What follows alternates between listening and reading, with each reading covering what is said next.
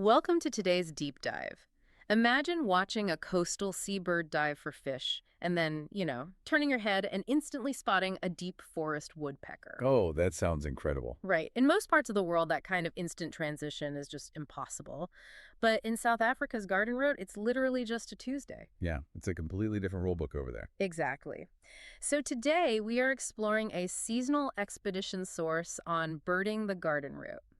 Okay, let's unpack this. Our goal here is to discover how incredibly concentrated the biodiversity can be in this region. And, well, why trying to navigate such a complex environment requires some serious strategic expertise. Yeah, to avoid total information overload, basically, because the sheer density of wildlife described in this October trip it's just wild. It really is. The trip in our source provides this phenomenal case study in ecological density.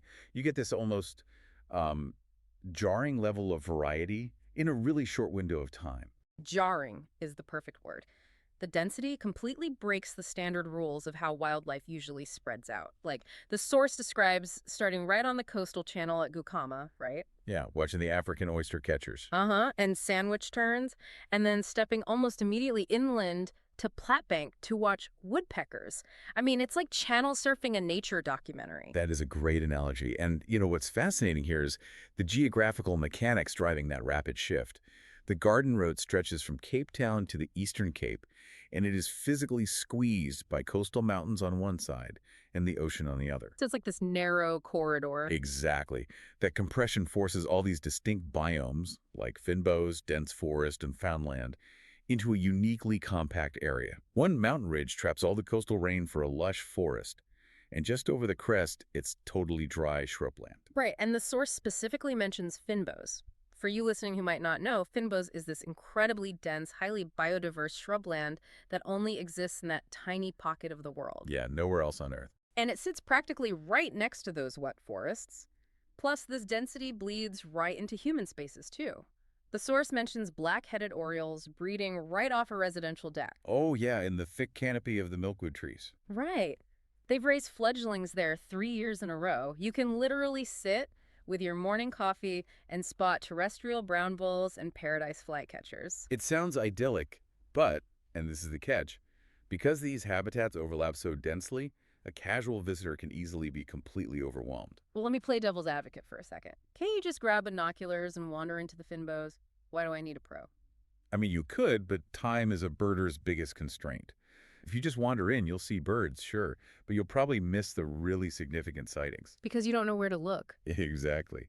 Unregistered guides or just going it alone leads to missed opportunities. The source points out that a registered guide, like Ben Fouché from Birdwatcher, ensures safe, legal access to off-the-track routes. Oh, right, because walking off the track unregistered can actually ruin those fragile microenvironments. Precisely.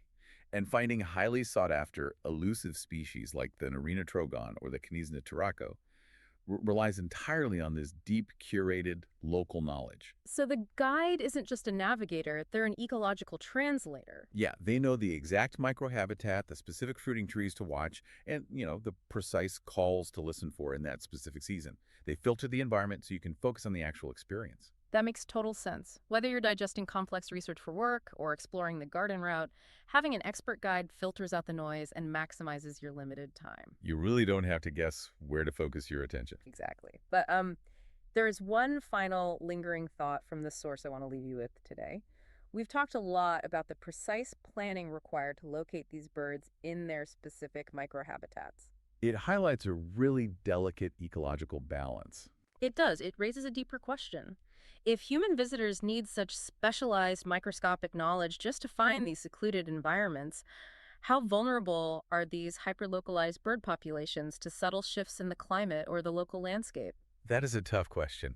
If their tiny microhabitat shifts even slightly, do they have anywhere else to go? Probably not. Definitely something for you to ponder. Thanks for joining us on this deep dive, and we'll see you next time.